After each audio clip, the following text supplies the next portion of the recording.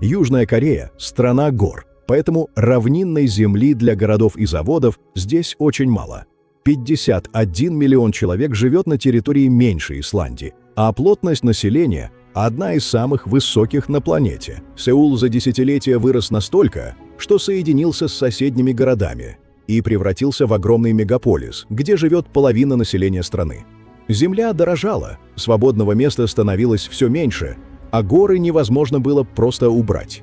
Южной Корее нужна была новая территория, и правительство решило искать ее там, где ее не было – в море. На протяжении веков корейцы смотрели на Желтое море и видели одну и ту же картину. Во время отлива вода уходила на километры, открывая огромное серое дно, покрытое илом. Дважды в день вода возвращалась и снова скрывала эту землю под собой.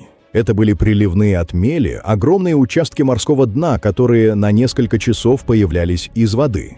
Правительство решило превратить их в постоянную сушу.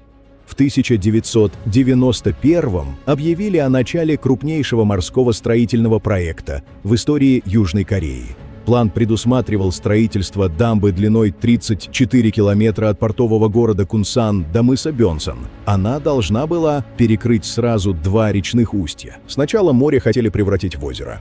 Затем воду должны были откачать, а бывшее морское дно превратить в сушу. На этой территории планировали построить новый город, где могли бы жить 700 тысяч человек. На проект выделили $20 миллиардов. На строительство отвели 19 лет. Но прежде чем здесь можно было построить хотя бы один дом, инженерам предстояло поставить дамбу длиной 34 километра прямо в открытом море. И именно здесь строители обнаружили, что дно под будущей дамбой совсем не такое, каким оно должно быть. Юго-западное побережье Кореи не похоже на скалистый берег. Под водой находится мягкий, насыщенный водой осадок, который тысячелетиями приносили 2 речки – Мангён и Танджин.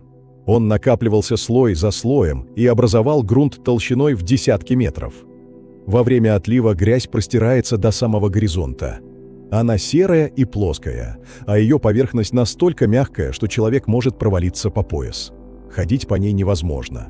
Стоять на одном месте тоже. О строительстве даже речи не могло быть. Во время прилива вся эта территория скрывается под 6 метрами мутной бурой воды. Дна уже не видно, и поверхность моря полностью меняет вид. Так происходит дважды в сутки. Поставить дамбу на таком грунте невозможно. Под огромным весом осадок теряет устойчивость, и конструкция начинает уходить вниз или наклоняться. Сильное течение может подхватить такой участок и разрушить его еще до того, как на него уложат первый слой камня. Здесь грунт не держит конструкцию, он поглощает ее. Поэтому верхний слой нужно было удалить полностью, пока не появится твердая глина. Для этого на стройку привезли плавучие машины для очистки морского дна. Это огромные установки с вращающимися ножами размером с автомобиль. Машина становилась на якорь посреди моря, опускала ножи на дно и начинала измельчать грунт.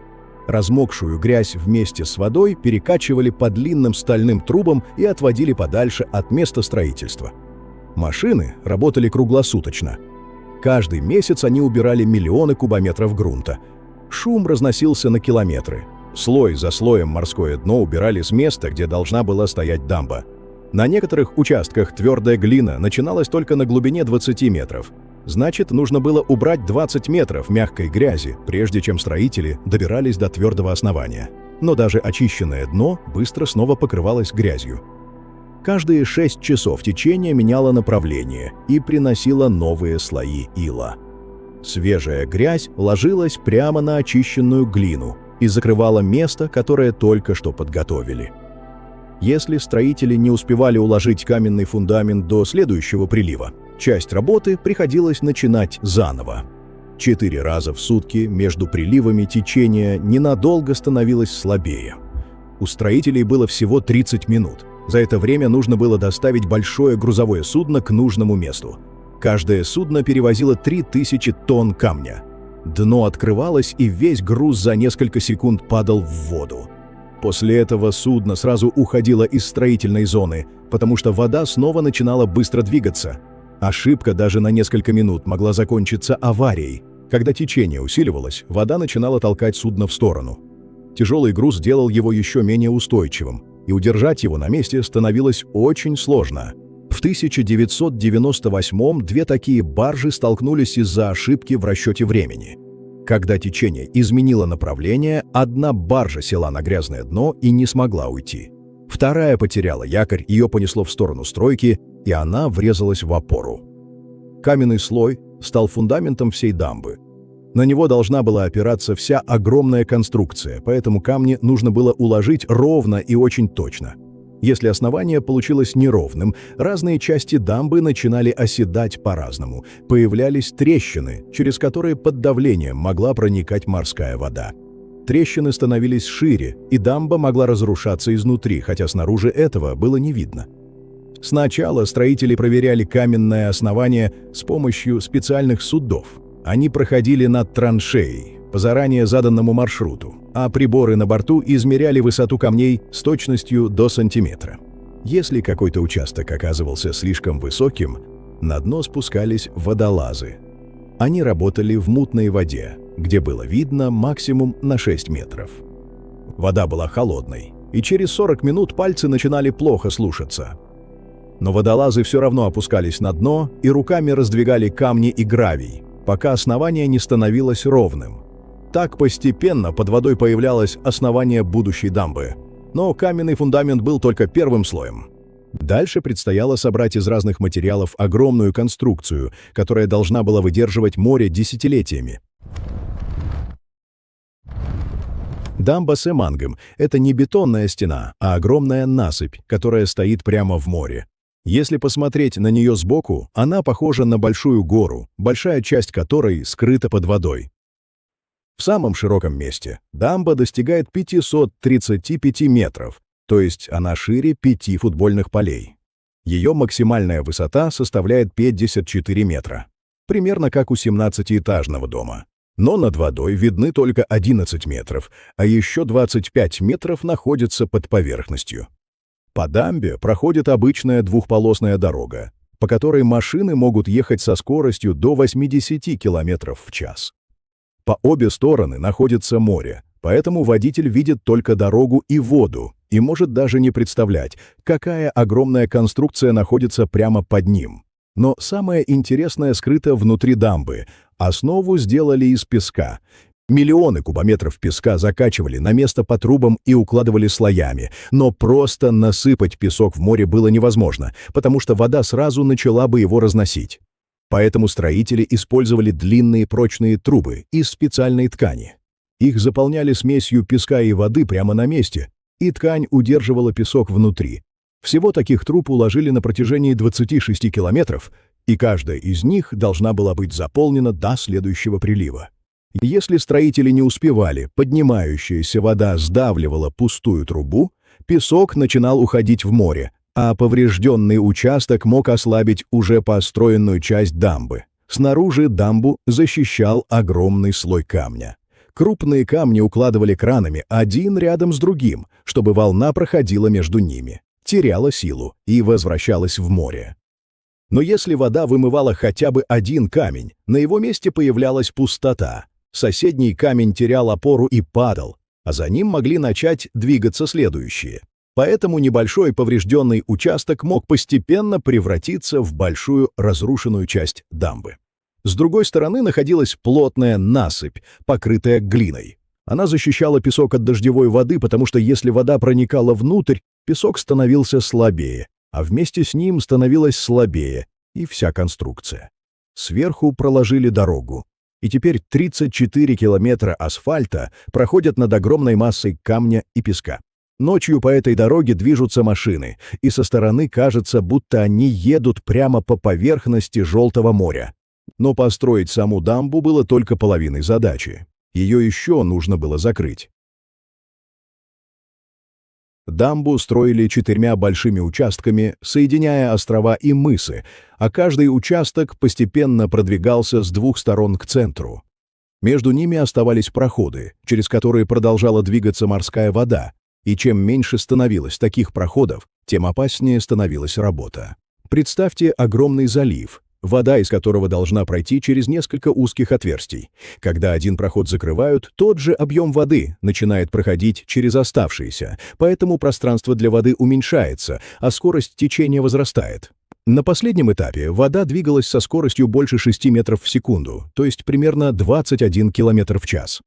Огромная масса воды проходила через узкие каналы и могла унести все, что не было достаточно тяжелым.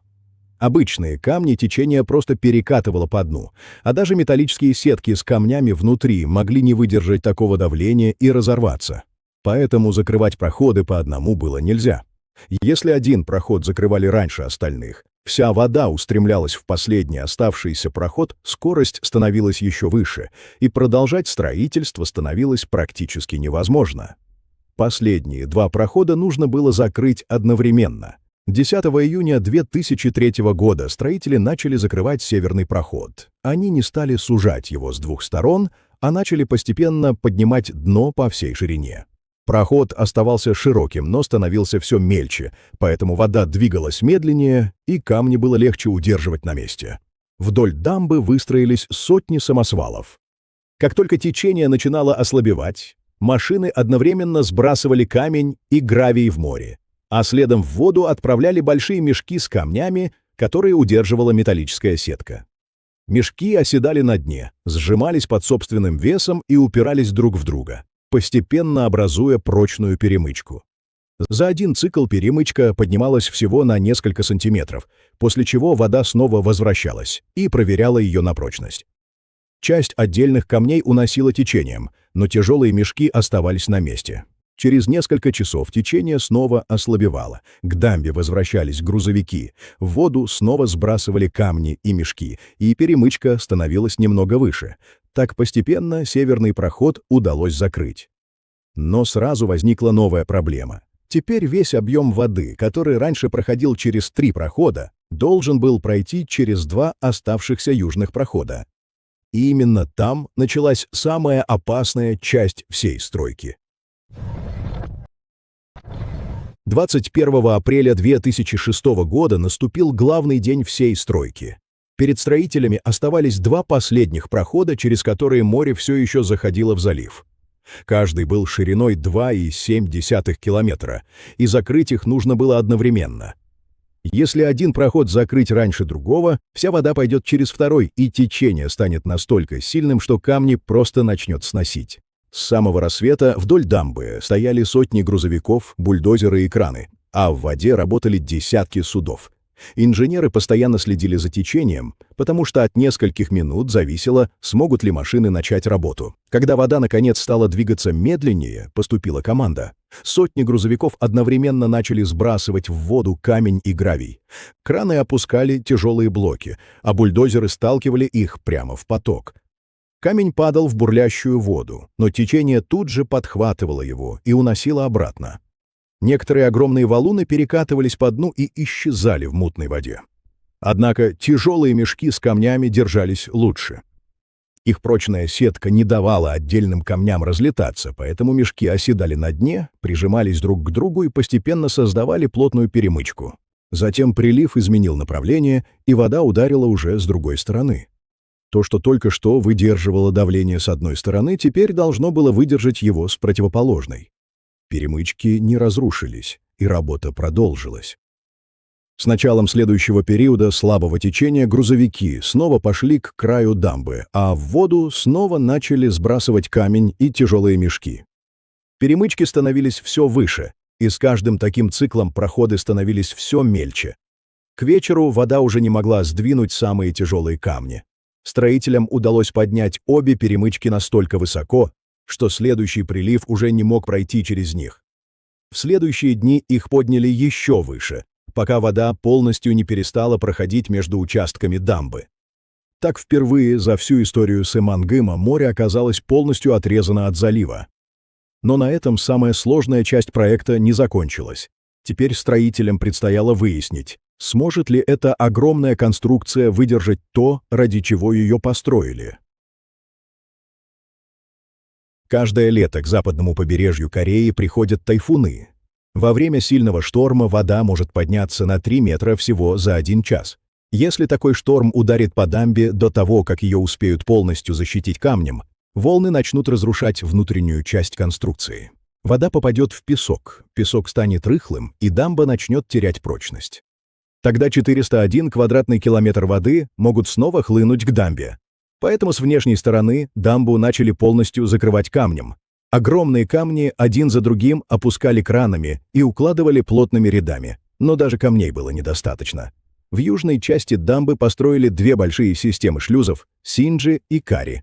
Они должны были управлять водой внутри закрытой территории. Когда шлюзы открывались, морская вода могла заходить внутрь. Когда их закрывали, вода оставалась внутри, а пресная вода постепенно накапливалась. И здесь появилась еще одна опасность. Если во время сильного шторма оба шлюза перестанут работать, вода внутри начнет быстро подниматься. Получится давление сразу с двух сторон дамбы. Море будет давить снаружи, а вода внутри – изнутри. Для такой нагрузки дамба не была рассчитана. Песок внутри может потерять прочность, и тогда огромная конструкция начнет разрушаться изнутри. Поэтому шлюзы должны работать всегда, особенно тогда, когда начинается самый сильный шторм.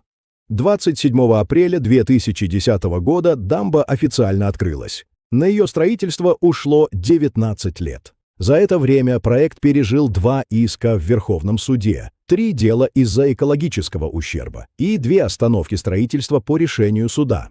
За эти годы сменилось правительство, но строительство все равно продолжалось. После завершения Книга рекордов Гиннесса признала Семангым самой длинной искусственной морской дамбой на Земле.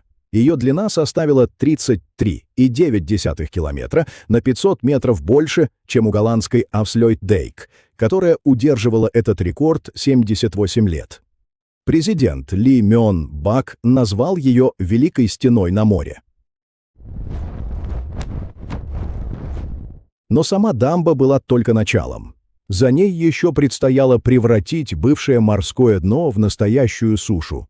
За дамбой начали убирать воду. Насосы откачивали морскую воду, а большие машины засыпали освободившееся пространство песком. Морской ил смешивался с ним, оседал и постепенно становился плотнее.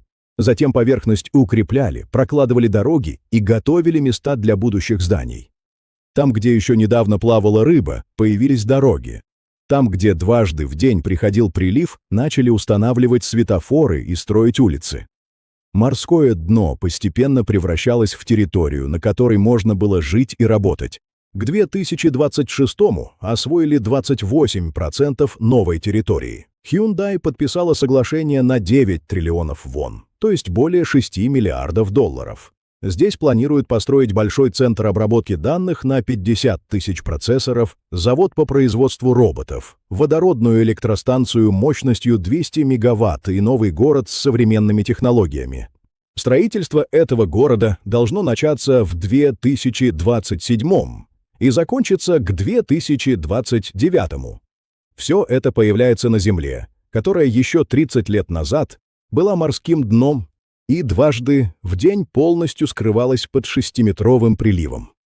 Но в августе 2023-го эта новая территория неожиданно показала, что до привычного города ей еще очень далеко. 43 тысячи подростков из 156 стран приехали в Южную Корею на Всемирный скаутский слет. Огромный лагерь разместили прямо на территории Семангыма. Организаторы рассчитывали, что морской ветер поможет немного охлаждать лагерь. Но вместо прохлады пришла сильная жара. Температура поднялась до 38 градусов, а высокая влажность сделала ее еще тяжелее. На огромной открытой территории не было деревьев и мест, где можно было спрятаться от солнца. Более 600 подростков обратились за медицинской помощью из-за сильного перегрева. Армия направила 30 врачей и 60 медсестер, а британская и американская делегации решили досрочно покинуть лагерь. А затем к побережью подошел тайфун Ханун. 37 тысяч подростков эвакуировали на 1000 автобусов. В операции участвовали 273 полицейские машины и 4 вертолета. Участников разместили в 128 временных убежищах по всей стране. Президент Южной Кореи распорядился создать экстренный штаб. Впервые за столетнюю историю всемирных скаутских слетов мероприятие пришлось прервать. бывшее морское дно снова показало свои особенности. На огромной открытой территории не было деревьев и естественной защиты от жары и сильного ветра. Новую территорию удалось создать, но сделать ее такой же устойчивой, как обычная природная территория, оказалось гораздо сложнее. И здесь история Семангыма становится еще важнее. До строительства дамбы здесь был огромный залив, который дважды в день полностью менялся. Прилив накрывал водой 401 квадратный километр морского дна, а потом вода уходила и снова открывала его. Семангым находился на огромном маршруте, по которому птицы летят из Сибири и Аляски в Австралию и Новую Зеландию. Расстояние 10 тысяч километров, и на таком пути птицам обязательно нужны места для остановки. Им нужно где-то сесть, отдохнуть и найти достаточно еды, чтобы продолжить полет. Семангым был одним из таких мест. Во время отлива вода уходила, и на поверхности оставался влажный ил, в котором жили черви, моллюски и мелкие морские животные. Птицы прилетали сюда, кормились, набирали силы и продолжали свой путь. По сути, это была остановка посреди огромного маршрута, без которой многим птицам было бы намного сложнее добраться до следующего места. Когда в 2006 дамбу полностью закрыли, прилив перестал заходить в залив. Орнитолог Найлс Мур много лет наблюдал за птицами в Семангыме. После закрытия дамбы корейские волонтеры спрашивали его, когда снова придет прилив. Ответ был простым – больше никогда. Отмели начали высыхать. Вместе с водой исчезли черви, моллюски и другие маленькие животные, которыми питались птицы. А когда исчезла еда, исчезло и место, ради которого они прилетали сюда. И последствия стали заметны очень быстро. Число перелетных птиц, которые останавливались в Семангыме, сократилось на 97%. Особенно сильно пострадали редкие виды. Некоторые из них потеряли почти все места, где могли остановиться и найти еду. Одного из самых редких видов в мире осталось меньше 500 птиц. Наблюдения со спутников показали еще одну проблему. Многим птицам просто некуда было лететь дальше. На всем маршруте длиной 10 тысяч километров не оказалось другого места, где было бы столько еды. Одна дамба изменила природу, которая создавалась здесь тысячи лет. Пострадали и люди. От 20 до 30 тысяч рыбаков жили за счет этого залива. Они ловили рыбу и моллюсков, выращивали морские водоросли. После закрытия дамбы все это начало исчезать. Правительство выплачивало компенсации, но для многих семей они не смогли заменить прежний доход. И на этом история Семангыма не заканчивается. Дважды в день Желтое море поднимает 6-метровый прилив и обрушивает его на дамбу длиной 34 километра. Шлюзы должны работать, каменная защита должна выдерживать волны, а саму дамбу приходится постоянно проверять. Как вы считаете, стоило ли строить Семангым такой ценой? Был ли это настоящий успех или слишком дорогая плата за новую территорию? Напишите свое мнение в комментариях. Если вам интересны такие истории о гигантских сооружениях, больших инженерных проектах и местах, которые полностью изменили свой вид, поставьте лайк и подпишитесь на канал. А если хотите посмотреть другие истории, загляните в остальные ролики на канале. Там еще много необычных проектов, которые изменили целые регионы.